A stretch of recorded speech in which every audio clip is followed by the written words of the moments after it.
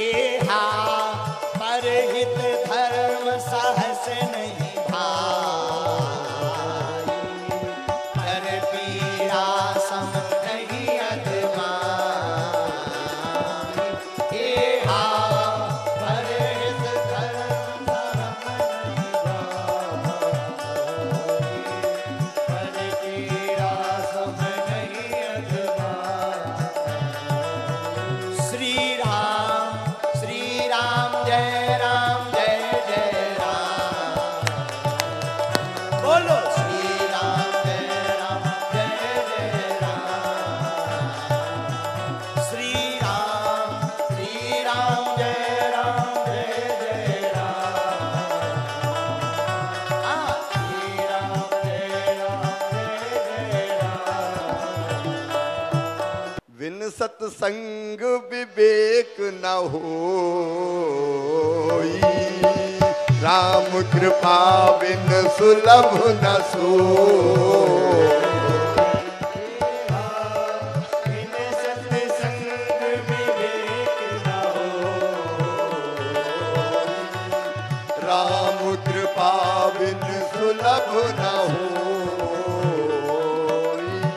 तो हम पर भी कृपा है, तभी तो संतों का संग मिला है। हम भी कम नहीं है, कृपा है आपका विदिशा की इस पवित्र धरती पर, क्योंकि विदिशा मेरी कर्म भूमि रही है, आज भी है। मैं हृदय से स्वागत करता हूं, आपका अभिनंदन करता हूं। और एक बार दोनों हाथ ऊपर उठा के ताली बजा के आप भी स्वागत कीजिए, अभिनंदन कीजिए, वंदन कीजिए और प्रणाम कीजिए। भक्ति रस की गंगा बह रही है, चारों तरफ आनंद बरस रहा है। और मैं भी सोच रहा था कि शिवराज, जीवन का अंतिम लक्ष्य क्या है रे? तो जीवन का अंतिम लक्ष्य है परमात्मा की प्राप्ति, भगवान की प्राप्ति। और भगवान कैसे मिलेगा? तो आप जैसे संतों ने कहा कि पहला मार्ग है ज्ञान मार्ग। व्यासपीठ पे बैठ के आप ज्ञान की गंगा को बहा रहे हैं। जो ज्ञान मार्गी होते हैं आप जैसे, वो तो भगवान ही होते हैं, भगवान को प्राप्त करते हैं।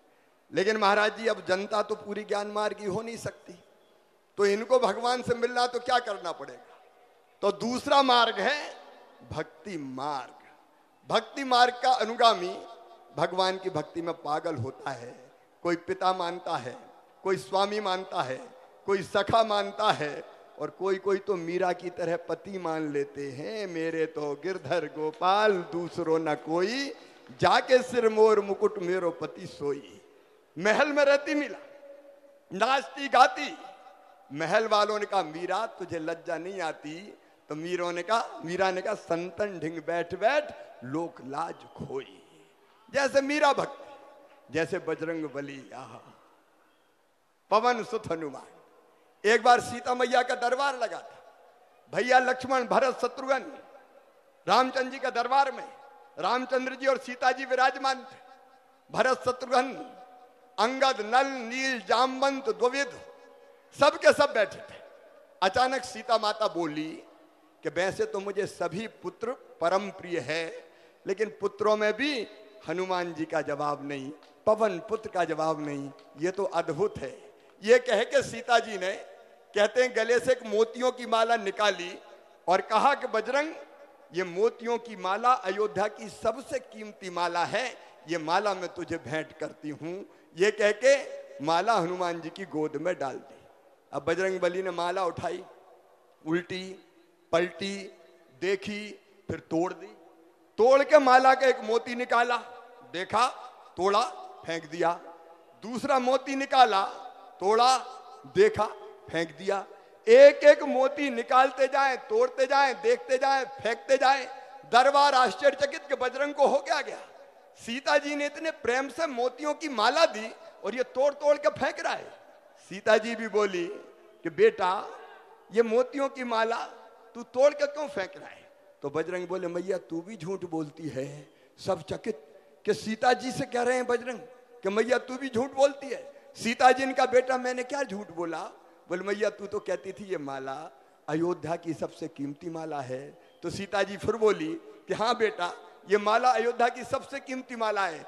बजरंग फिर मुस्कुराए, बोले मैया फिर झूठ बोल रही है। अरे मेरे लिए कीमती वो है जिसमें मेरे भगवान श्री राम निवास करते हो, जिसमें मेरी मैया सीता रहती हो। और मोती तोड़ तोड़ के देख रहा हूं, ना तो कहीं भगवान राम दिखाई देते, ना कहीं मैया सीता दिखाई देती।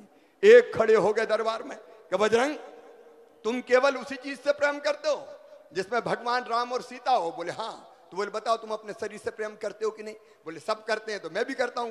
तो बोले बताओ तुम्हारे शरीर में राम और सीता कहाँ हैं? तो कहते हैं भरे दरबार में बजरंग ने सीना चीर दिया और सारे दरबार ने देखा भगवान राम और मैया सीता हनुमान के हृदय में विराजमान थे।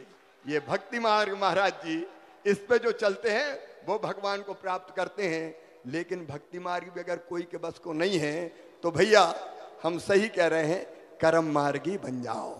जो काम भगवान ने तय कर दिया वो मेहनत ईमानदारी से करते चलो। मास्टर है ढंग से पढ़ाओ, भगवान मिल जाएंगे। डॉक्टर है तो अच्छे से इलाज कर दो, गरीबों से भी पैसा मत लो, भगवान मिल जाएंगे। कर्मचारी हो तो रिश्वत मत खाओ, और नेता हो तो हवाला घोटाला बेईमानी मत करो, तो भगवान मिल जाएंगे। सीधे सीधे भगवान मिल जाएंगे। और ये कर्म मार्ग ही है जो मुझे कहता है कि बेटा बेटी में भेद हो रहा है, बेटा ज्यादा पैदा हो गए, बेटी कम पैदा हो रही है। क्यों महाराज जी? कई लोगों ने कोख को कत्ल खाना बना दिया। चाहिए तो कौन? बेटा चाहिए, भैया चाहिए, कुल का दीपक होता है, बुढ़ापे की लाठी का सहारा होता है। अब बुढ़ापे में सहारा बनेगा कि लठ देगा कोई ठिकाना नहीं है। लेकिन बेटी जब तक जिंदा रहेगी उसकी हर सांस माता पिता के लिए चलेगी।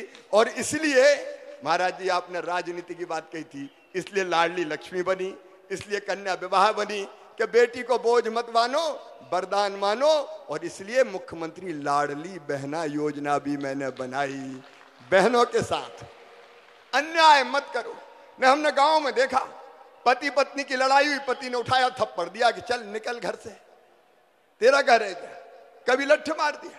यह पाप था, यह अन्याय था।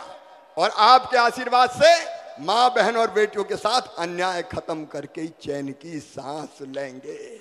मेरी बहनें तरस जाती थी, अगर बेटा बेटी मांग ले 100 रुपया दे दो मम्मी, माँ कुछ दिला दो, तो है ही नहीं पैसा। पति देव से मांगे तो बोले जब देखो तब पैसे ही मांगते रहे, चल नहीं है मेरे पास। कभी मायके जाना है तो पैसा नहीं है। और इसलिए महाराज जी आपकी कृपा से तय किया कि हर गरीब बहन, निम्न मध्यम वर्गीय परिवार की बहन के खाते में हर महीना 1000 रुपया डाला जाएगा, ताकि मेरी बहन मोहताज ना रहे। मैं इस पर विस्तार से बात नहीं, लेकिन ये धर्मनीति भी है और ये राजनीति भी है, और सचमुच में यही जनता के परम कल्याण का मार्ग है। तो मैं तो इस मार्ग में लगा हूं। आपका आशीर्वाद मिलता रहे और हम सब आपकी कृपा से जनता को ठीक दिशा में सुखी करने का प्रयत्न करते रहे, इसके लिए आशीर्वाद चाहिए। अब बताओ, दारू की बोतल खरीदी दुकान से, अहाते में बैठ के पी रहे हैं, तो जा साल महाराज जी हमने सब अहाते बंद कर दे कि कोई दारू का अहाता नहीं होगा। दुराचारी अगर कोई है तो मध्य प्रदेश में कानून बना दिया कि उसको सीधे फांसी के फंदे पे लटकाया जाएगा। तो उसी धर्म के मार्ग पर चलने का काम कर रहे हैं, और उसी रास्ते आप मिल गए, भगवान भी मिल जाए, यही कामना है। बस इतनी ही बात करूंगा।